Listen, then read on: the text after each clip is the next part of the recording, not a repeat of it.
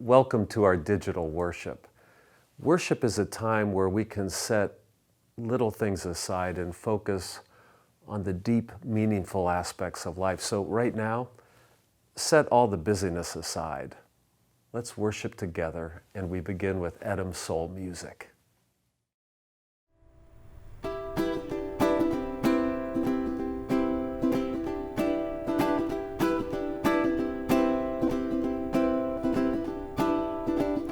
When the moon comes over the horizon, that's how you'll know. When the moon comes over the horizon, that's how you'll know. That's how you'll know. That's how you'll know. Oh, oh, oh. That my love is sure, that my love is pure, that my love is sure, purely for you, purely for you.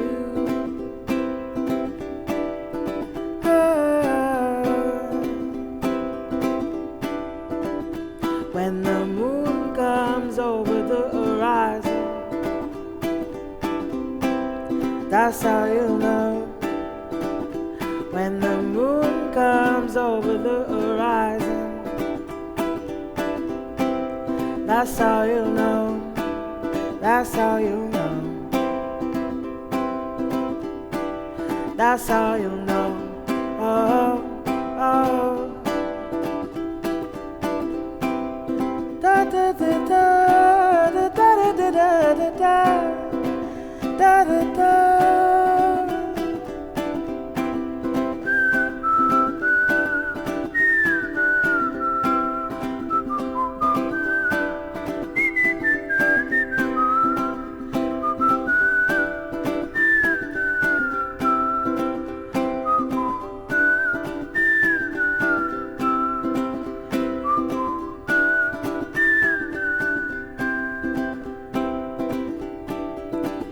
When the moon comes over the horizon, that's how you'll know. When the moon comes over the horizon, that's how you'll know. That's how you'll know. That's how you'll know.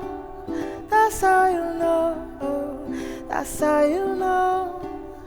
That's how you'll know.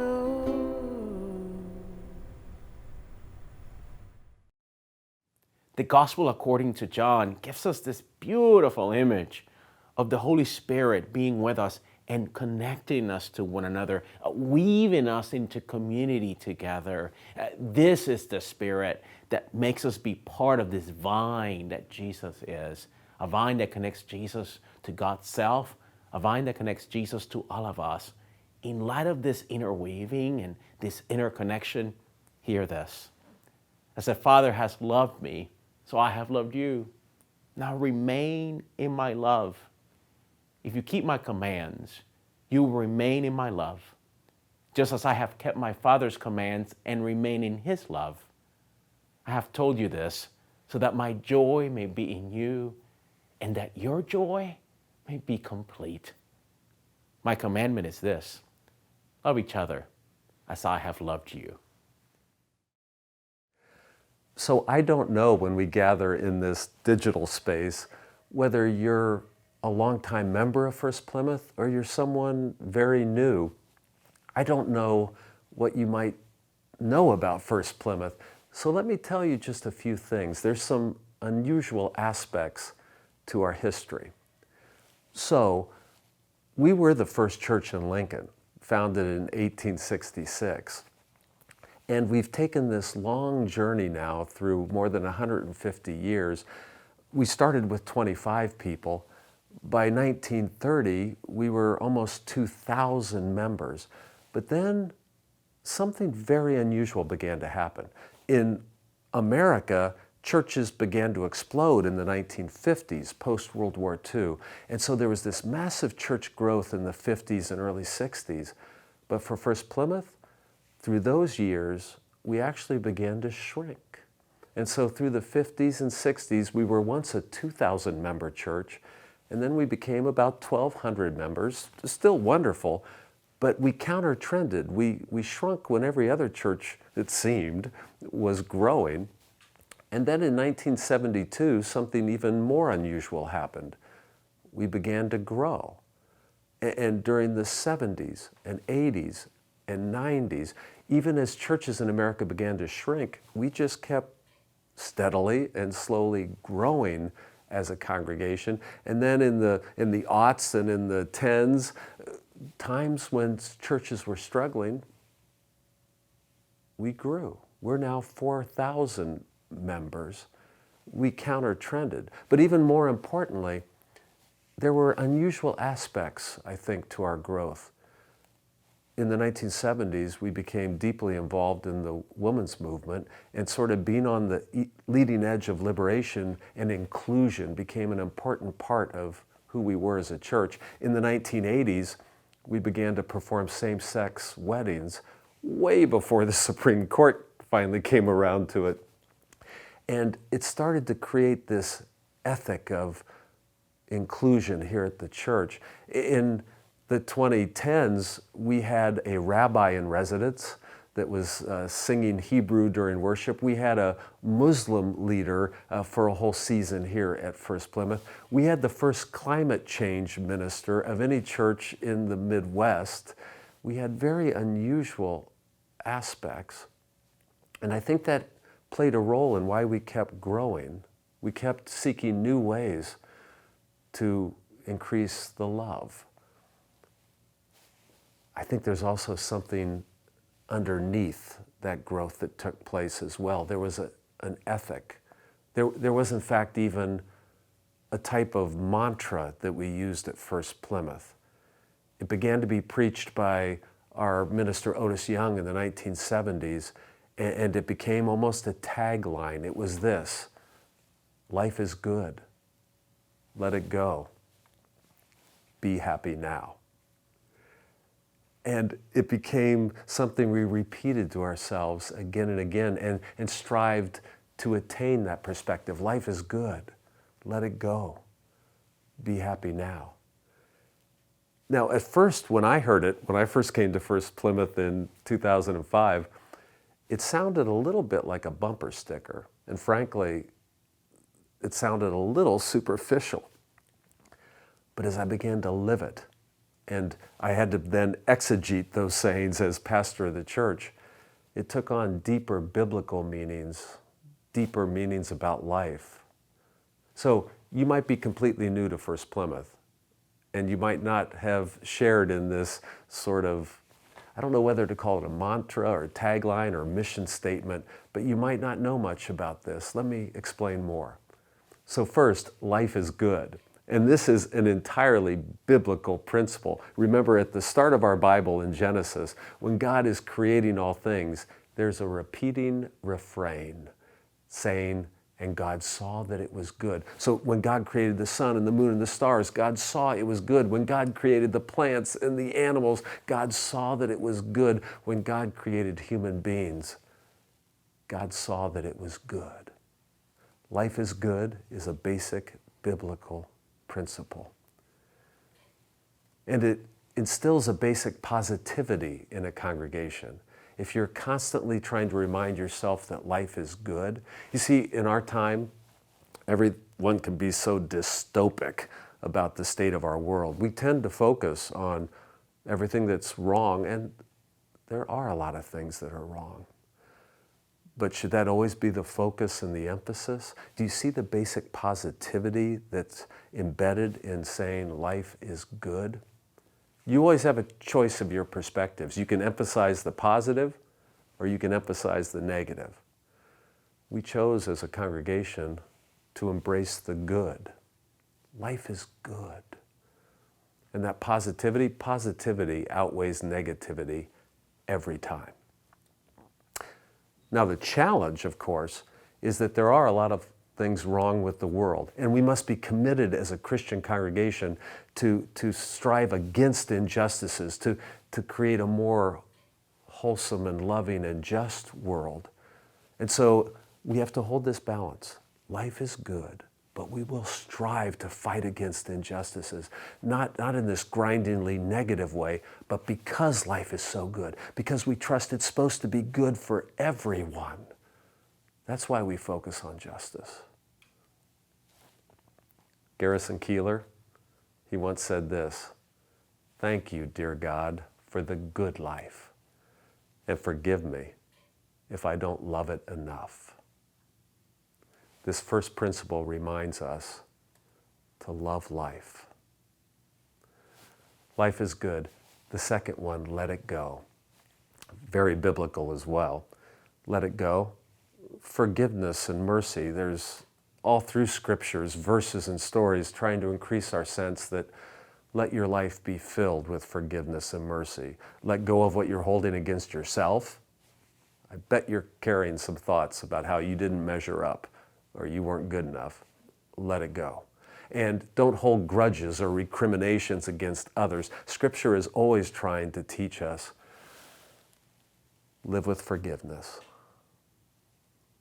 Let mercy be your guide. Let it go. And many religions teach a basic principle that much of life itself is a constant process of letting it go. The Buddhists will teach us that everything is transient. Everything that you most cherish will end. All things end. Life is a constant process of letting go, and that need not be mournful. It's just the way life is, to constantly be letting go.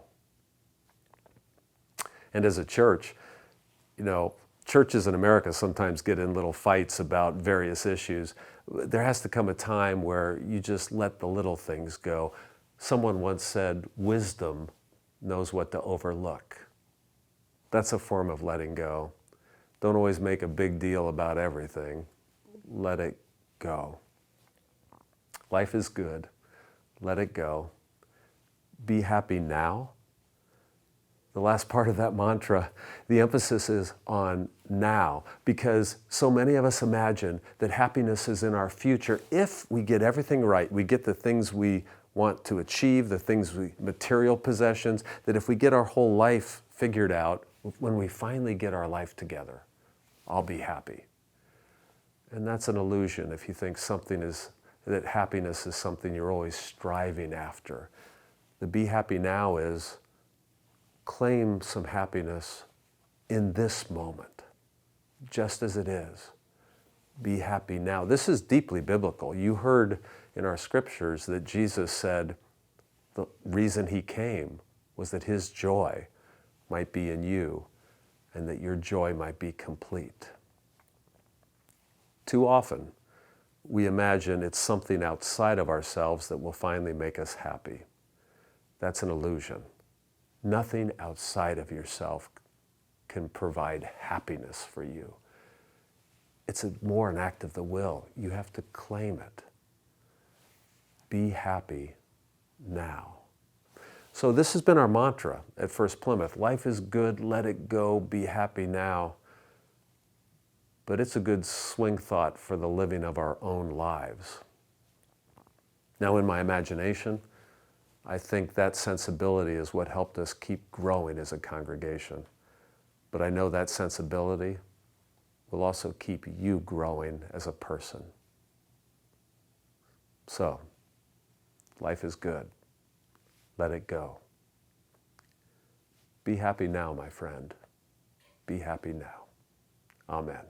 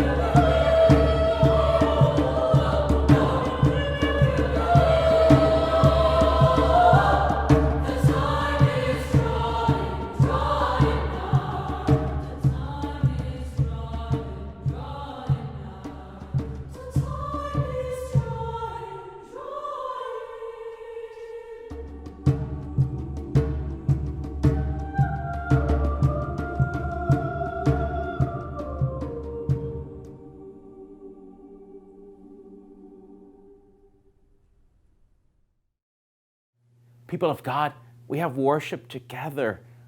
Our lamps have been lit by the power of the Spirit. Now go into the world and abide in God's love. Thanks be to God. Amen.